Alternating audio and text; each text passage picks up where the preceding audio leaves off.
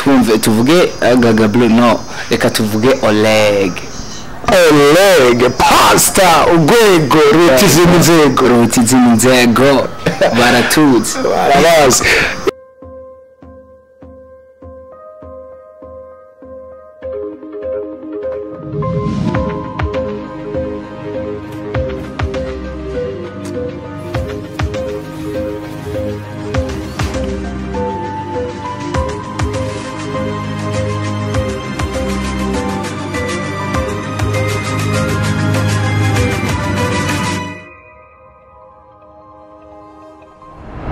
What's up ku bakuzi ba iwacu Top TV show boy LG the survivor muri boost your talent muramaze kuyimenyera.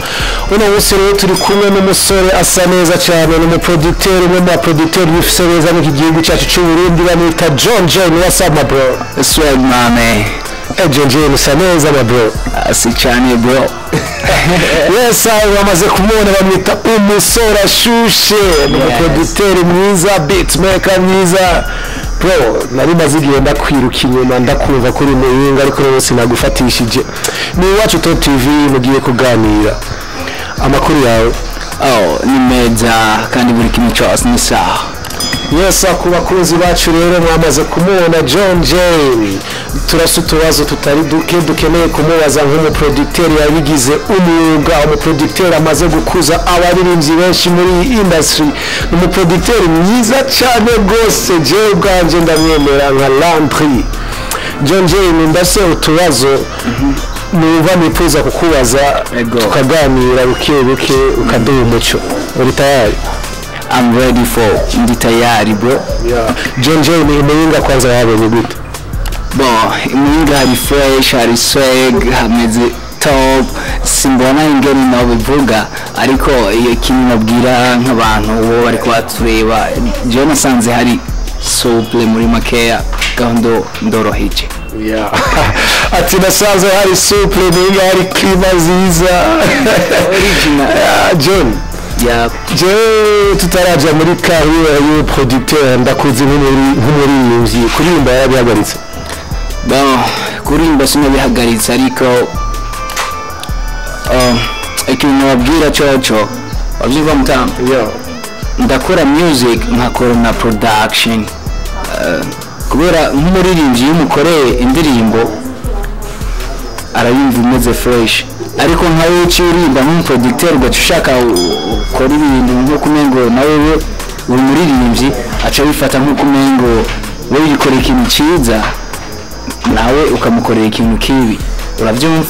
Ahubwo problem bihari nuko kuririmba kuyiwe abarimo problem avyumva ariko ibyo byose bashitse kwa Ishoboy Jane producer kuri Hit Music wavyumva ngoma nabikoze. John Jane ari muri studio yitwa Hit Music, studio isanzwe ikorera ngaho muyinga. Kubera iki bro, kubera iki muri bwa tukubona ngaho kandi genda kuzi nk'umuproducteur akorera Bujumbura? Okay, ngaha kuno mwanya mwasanze kuri East Life. Okay, no kuvuga ko ndi ngaha muri Hit Music kubera Hit Music niho ndiko ndakorera ibikorwa kuri uno mwanya makino gihe. Yes. John Jane genda kuzi nk'umuririmbyi nk'umuproducteur amaze guteza imbere abaririmbyi benshi harimo n'abaririmbyi bakomeye muri iki gihugu cyacu. Duhere kuri inde wifuza ko duhera kuri inde? Twumve tuvuge Gaga Blue no reka tuvuge Oleg pasta urwego ruti izindi nzego baratuzi barabazi. John Jane, indirimbo ya mbere yamenyekanishije umuririmbyi Oleg yitwa Délégué Général niwe wayikoze. Buri kimwe cyose kandi nta n'ubufasha na bumwe nigeze ndonka. Yes, Oleg ni umuririmbyi akomeye cyane muravugana? Sometimes turavugana bibaye ngombwa yego kubera buri kimwe cyose tugikorera donc ku mwanya buri kimwe cyose mu mwanya wacu right. Dore kuri Délégué Général hari izindi ndirimbo umaze gukorera Oleg cyangwa projet zose Oleg akora neza zikora? Duhere kuri Délégué Général sibyo. Délégué Général niyo mwagiye kumenya cyane ariko hariho iyindi ndirimbo bita tora iyo noti iyo noti money bro okay so iyo tora iyo noti niyo ya mbere yakoze niyo ndirimbo ya mbere ya Oleg harabaho délégué général right sasa amaze kubaho délégué général hariho n'izindi zagiye zirakurikirana hariho mvuge gute reka ndayite Dr. Mini Doctor right hariho Korayo bro money Korayo hariho na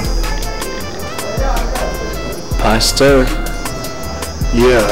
Pastor ati masera tekinga Pastor tumufata donc ni Pastor tumufata ipicha bavyumva apostinga tumufasha gusharinga ati Pastor tumufasha gusharinga nyuma John Jane akabazo kambakiye cyane ku mutima je nifuza ko nishura nk'umuproducteur akomeye cyane muri music y'iki gihugu cyacu cy'u Burundi bo izina ryawe nivyo rirazwi rirakuze ariko niriri kuri gwagwego abantu twese twifuza ko riba ririko ko barakaye gatotsi manene bro ona Welbeck Oleg nyine we nyine bwiwe bavyumva ofete ndi umuntu ari busy bigoye kugira umuronke ariko bishitse ukamuronka aragutwikira ati bishitse ukandonga ndakuremera ndagutwikira nivyo manene je umuntu akurikirana umuziki w'u Burundi ndaza hit song kuri uyu mwanya ariko arakora abakoze hari ama studio atandukanye bagiye iracamo urashobora kutwibutsa bon ariho kuno mwanya muvuga nka mvuga iyihe ziratandukanye uravyumva studio ziratandukanye reka mpere kuri Kigazi Art Record the first studio ya mbere jinashitsemwo nukuvuga rero iyo Kigazi Art Record maze kwivamwo naragiye mu zindi nukuvuga iyindi studio nshobora kuvuga hariho iyindi iri Bujumbura gusa abantu benshi ntibarayimenya ariko ku vyuma bihari Even Bantu Boy nayo bafise ni JC Production ati JC Production muri uyu mwanya uri muri Hit Music eske muri JC Production warasezereye JC Production sukuvuga narasezereye gusa nica kibazo nakubwira cy'umwanya wa John Jane duhuye no gutwika turengana kuko I don't have a contract bro na contract ihari na sinye okay muri ico gihe bikeneye ko mbuja ahandi hantu kuma narenganye ati bikeneye ko mbuja ngoma narenganye original man how about TDS team the swag that's my old team yoni team wanje I was the president the general president why Evan Welbeck he was inside okay yarimo indani Oleg so Oleg yatanguriye muri TDS Oleg yatanguriye muri KOR hamarinje kwanza muri TDS hamarja muri KOR kuko TDS nari nabujije siho narindi nakubwiye ko ngoma mbuja nukuvuga ikintu gihari jewe narenganye gatoya ndabura maze kubura ngiye mu bindi bikorwa nyine bijanye na music nukuvuga Welbeck yacakora team bita KOR n'undi mutipe bita Schmadon yes ati Oleg yaje muri TDS abatari baza amavuna amavuko yo muri ivyo Oleg mura igihangange kuri no mwanya yaremye no producer John Jane amaze gukora abaririmbyi benshi turabazi harimo Mr. Key umtipa so indirimbo iri hit Mr. Lee bamwita Mr. Lee indirimbo yita uranjugumiza harindi hit song afite njugumiza nta logo yashoboye kubamwo ariko hariho iyindi bita Weekend Mood yakoze na Gaga Blue uravyumva Yeah. buri kimwe cyose ni umusore ashushe John Jane mame ati John Jane umusore ashushe amaze kuramura abaririmbyi benshi je ndabazi nka nandi vraiment ndamushingira intahe John Jane ngaho muhinga yarivye umwanya uriko murakorana ni bande n'undi atari ikinyegezwa urashobora kutubwira bamwe mu baririmbyi umaze gukorera song. okay ibyo ndabibabarira gusa ikintu genda basabe ni ikintu kini twimuke tuve hano hantu nicaye ati tuve hano hantu nicaye ni ariko haraho ntiharishi sana reka tuduje duhindura akarere. Yes maboni John Jane no turacaganira dufise byinshi byo kumubaza ndazi namwe mwari mufise byinshi mwiyumvira kuri we mwari mufise byinshi mukeneye kumenya kuri we akanya na kiwanyu amaso yanyu kuri screen amatwi kuri LG on Iwacu Top TV.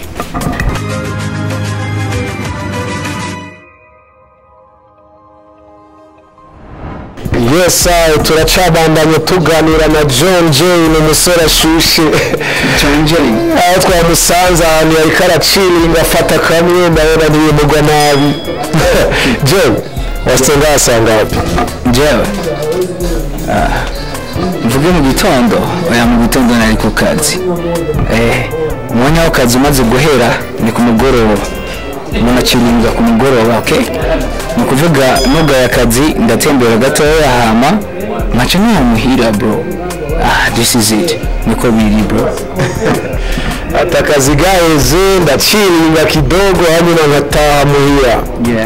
John Jane hari ikintu numva nifuza yuko umpamwo umuco no imbere yaho umaze igihe kitari gito ngaho muyinga nabaho baririmbyi waba umaze gukorana nabo abaririmbyi okay hariho the baddest Friendai right hariho the other oldest baddest nice boy right hariho ni benshi sinabamara ahubwo gusa reka tugeze aho abo niwe wibuka biboneka yuko wahurindiye cyane abantu bakimara kumenya amakuru yuko uri ngaho muyinga. John how do you feel iyo ubonye abantu bakwirukira? genda ibona ko ari fresh nyene abari sawa ni ibintu biri easy bamaze kubamwo ahubwo gusa buri kimwe cyose umuntu wari wese babisabwa ko cyitwaramo neza kandi neza cyane. Yes John Jane mu mutwe ndabona umeze neza cyane hari yangahe mutwe make ni 50,000 make arimo nibuka make ari mu mutwe wa John Jane ni 50,000 tujye kugutwihindukira kugutwi ari kwangahe John Jane? kugutwi si amafaranga menshi amafaranga asanzwe ariko imana izobikora azoba menshi uko abantu bazoguma badufasha n'abandi badufasha tiwa kubera mu buzima ibintu no gufashanya ni ukuvuga rero ngaha ku gutwi ni 5 million ati 5,000 bitanu by'amarundi. mu maso ndabona wambaye udufire twiza cyane tw'ibara ritukura ndabona wajyanije neza twe mu maso no gute John Jane? apana mu maso ahubwo ku marori ni gute ku marori ku marori ni 20k amafaranga 200,000 gusa. ni ukuvuga ngo parti y'umutwe wa John Jane iri k'ibihumbi 75 muri aka kanya tuvugana. murumva yuko ubustar ni ikintu kidasanzwe ni ikintu gisaba guspendinga kugira ngo ugire look nziza nk'iya John Jane. use kontra muri hit music? I don't have a contract. icyongereza kirakunda kugira nte ariko ikintu navuga kubera inyurizo kumviza barundi urayibona no kuvuga je nta contract mfise ariko buri kimwe cyose ni sawa muri hit music a part of music ni kihe kintu ukunda? A part of music. En fait simbona ukuntu nabivuga ariko ikintu cyo nokubwira kandi kizima nuko umuziki uri muri jewe, umuziki ni jewe kandi ndijwi ry'umuziki. Ati umuziki uri muri jewe, umuziki ni jewe, mu yandi majambo wewe umuziki ahubwo ndi n'ijwi ry'umuziki. Abandi bose bahora John Jane aravyereje yuko ari we muziki, niwe jwi ry'umuziki byose twumva bijanye na music. It's all about John Jane, umusore ashushe n'ukuboko umuziki. Ati n'ukuboko k'umuziki. John, ugira girlfriend? Nta girlfriend fise. Yeah. Mu yandi majambo nta bakobwa ukunda? Jewe birashika ariko ni gake ibyo bintu biba. Kandi n'abantu naho ho barinde bari wese wavyumva iyo bari karanyumviriza iki arabizi ko John Jane sinigeze ngenda kumupropose, sinigeze ngenda kugira iki wavyumva kananje ego birashika gusa kanavyikawushe gatoya gusa. I don't have a girlfriend. Muri uyu mwanya jewe hari umukobwa yakundumye ko kandi ni umukobwa mwiza cyane yambwiye ati jewe Landry ndagusavye umpuze na John Jane ndamubwire gute? Mubwire ni unavailable. Ati si undi John Jane uwo mwanya na office nikunda.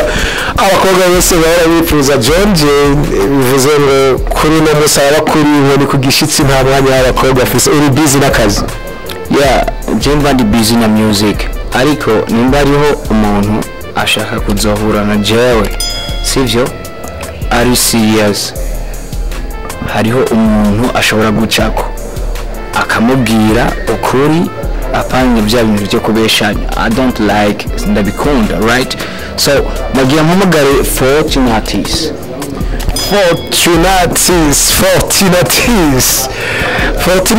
nawe nyene kubatamuzi ni umwe mu baproducteur dufise nga mu ntara yacu ya Muyinga, akaba asanzwe akorana na John Jane muri Hit Music. Welcome bro. Yes. Bro, kumwe yatinya micro? Nayitinya gute ndi mwaraje? Ati John ndi mwaraje atera. Ibyo ni jambo rivuye mu kanwa ka Fortunatis. Before yuko John aza studio Hit Music yari ariko nitwariko turabona vibe muri niki wishimira, niki kunezera kubona John Jane yaraje kugira ngo mukorane muri Hit Music? Cyane nambere n'ubuhinga ndamubona n'umuhungu n'umukerebutsi cyane kabisa. A part of ukerebutsi, a part of ubuhinga, nta kindi kintu cyatumye uba motivated guhamagara John Jane kugira mukorane muri Hit Music? Ibikorwa vyiwe. Wamenye gute ko John Jane ari ngaho muri? John Jane ni umuntu dukunda gukurikirana cyane vyiwe. Twarakurikiranye turamenya ko ari Muyinga, nyuma turamuganiriza mu gihe tutari tushaka kumugaragara ibikorwa byacu bya studio, hanyuma tubona ko ashoboye tumushyira muri studio kandi yarasanzwe ashoboye, twari dusanzwe tumuzi. Ni ukuvuga ko imbere y'uko John Jane naza ngaho Muyinga studio ntiyakora, yari yarugaye bro, kuko jewe studio ndayizi haraheze igihe kitari gito John Jane atarazi Muyinga studio yari hari biyengora. Twatangiye turakora gatonya, hanyuma tubona biriko biraperturba abakozi baho aribo twebwe nyene, tubona ni byiza ko tubanza gukemura kimwe mu bintu twari dukwiye gukemura kugira ngo tubandanye ibikorwa nyuma yo kubandanya akazi. Rero John Jane amaze gushika tubona ko inyishu y'ikibazo yari itowe. Izere uri mu producteur ni kuvuga ngo uvuze ko studio yari yarugaye imbere ko John Jane aza, nuko ibikorwa vyawe utavyemera? Oya, ni kubera ahubwo nari nkiri ku ishuri. nabona ko umuziki n'ishuri bitariko birajana kandi umuziki ndawukunda cyane ndawinjiyemo nawinjizamo n'amaraso yanje yose n'umubiri wose nkawubamwe nkaba sound musical ati nkaba sound musical yes babo ni kuvuga ngo iyo ubandanya ukora production ugivanga n'ishuri ariko usanga yaje ishuri ya hanyuma Izere jewe ndakuzi kera turazinanye mu burebure ndakuzi nk'umuntu avuza muri eglise kandi eglise ifise exigence irenze ntibemera yuko ushobora kuvanga ibyo muri iyo eglise n'ibyo bakunze kwita iby'isi muri Pentecote nta guhungabana ubibonamo nta kibazo na kimwe ndi kuri studio mba ndi ku kazi nakira bari bo bose mba ndiko nkora akazi ka studio hanyuma ndi muri eglise mba ndiko ndakora ibikorwa vy'Imana ati ndi kuri studio mba ndi mu kazi ka ndi kuri eglise mba ndiko ndakora ibikorwa vy'Imana n'ishengero iwanyu bakiriye gute kumva yuko ukora indirimbo z'isi kuko hariho histoire jewe nzi ndanibuka neza warigeze gushaka kuja muri karaoke mugabo muri eglise ntibavyakira neza by the way ku bantu batazizere Izere ni umubassiste mwiza cyane avuza bass neza cyane n'umu arrangeur musical mwiza Izere muri eglise yakiriye gute kubona ubusigaye ukora indirimbo z'isi muri eglise baratahura neza akazi bagatahura no kwivanga mu vy'isi cyane ngo kuja kuvugiriza kuvuza mu makaraoke biratandukanye no kwakira umuririmbyi muri studio bro. Yes, inyishu nziza cyane ati kuja kuvuza muri karaoke biratandukanye no kwakira umuririmbyi muri studio. John Jane Izere wamubonye gutugishika muri hit music. Izere n'umusanze ari muhari cool bro kandi gushira kuri mwanya Izere ari cool right, so ngaho ushatse kuvuga umuntu ameze neza kandi cyane ego arakora gospel kandi ni sawa no kuvuga hariho ntagahaze koba ndashaka kumubwira ati Izere mvugiza kano kantu kuri sound amubari acaguma yakavugije bavyumva hagize reri haba kubera ya turazi buri kimwe cyose mugabo si buri kimwe cyose aho ushatse kuvuga ko Izere arafise yes kuri base yiwe bass bavyumva arafise akantu yovuza akavuga ati na Jane nka John Jane nkavuga ati loti ni meilleur bakino kiye ya niko biri. Izere umubano wawe na John Jane ubu tuvugana muri hit music bifashe gute? Ni umubano mwiza cyane umubano utunganye rwose kabisa murahuza muruzuzanya muri byose mwibarize twibaniye amahoro ati twibaniye amahoro. John Jane asaba kuri kuba gukunda agatabi nibyo cigarette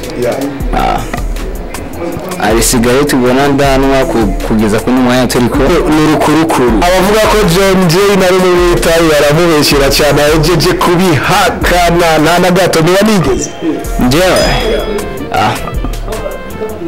ibintu vya kera nyene vya kera byo muri 2015 2009 agatabi yarakigeze of course ariko umuntu arahindura life yiwe bro. Umuntu arahindura life kandi rimwe na rimwe bidusanga ari na vyiza cyane kuko umuntu hari igihe biba ngombwa yuko ahindura lifestyle bivanye na vision yiwe afise. Izere tugana ku musozo ndashaka ngo umbwire ibikorwa vya hit music umuntu ashobora kubikora eske murafise platform mushira ko ibikorwa vya hit music kugira ngo neje wundi agize umustar akomeye cyangwa muri ivyo savuye handi yifuza gukora muri hit music bimworohere gufata ingingo yo kuza gukora muri hit music? Platforms nizihe none? simbira kuri Facebook andika hit music record chubona ibikorwa vya studio mu ma platforms yose hari mwahisemo gukoresha Facebook yonyene kubera iki? n'izindi tuzozikoresha vuba ahubwo mugize akantu mudukebura n'ingoga. Reka tubaze John Jane nawe atubwiye kuri icyo kintu. John asanzwe adakoze nk'umu-informaticien ari ku rwego rwo hejuru ugishika muri hits music akora kandi kantu mibi abantu. John ni umu-informaticien akomeye cyane ugishika muri hit music. Ni ikihe kintu yashoboye guhindura kuri ivyo bintu kumva platforms ntizikwiye? Bro, ari ikintu umuntu akora c'ikinyegero kugira ngo giteze imbere undi muntu wamwe ko murakorana, right? Sivyo none. So ikintu gihari bisaba konda nerekana projet yose gifu. Donc le type boss nga onyatahura ko ari Facebook gusa, right? Ariko hariho YouTube, hariho Instagram, hariho TikTok, hariho zande zimaze kuja ku mugaragaro gusa ntavyo aramenya. Ariko ikintu gihari kandi shobora gusaba na boss nuko ndavuga gute camera, ndakeneye kamera kandi nziza ngaha umuji wa Muyinga. Sino naho bitagenze gutyo naho urumva hariho agahaze kazoba kabaye. Ariko je project namaze kwishira mu buryo nka John Jane umusore ashushe. Alright, John Jane urafise platforms ukoresha ku ruhande rwawe, bwira abantu uko bashobora kugutora. okay, je uko mushaka kubabarira mushaka kujya kuri Facebook mukandika John Jane gusa Phoebe abashaka kundonka banashima. Bon, ivyo ntavyo muvuga cyane ahubwo rondera hit music because even right now don't kuna mwanya urondera kuri hit music uzoka kigwana izere nyine wenyine bwiwe hama ivyo bimaze kurangira ugaca babwira ati ndakeneye John Jane, inimero nazo ni hanyuma. A part of Facebook na yindi social media ku giti cyawe ukoresha kugira ngo vyorohere abantu bashaka kuba en contact na wewe John Jane? Ndafise Twitter, ndafise Instagram, also numa picha iwanje mamwe muzo yabonako. Ndafise TikTok, mvugizi izo zirakwiye shanga mu Burundi kugira hariho na mvuga izindi kugira n'abantu bo hanze bashobora kundonka byose.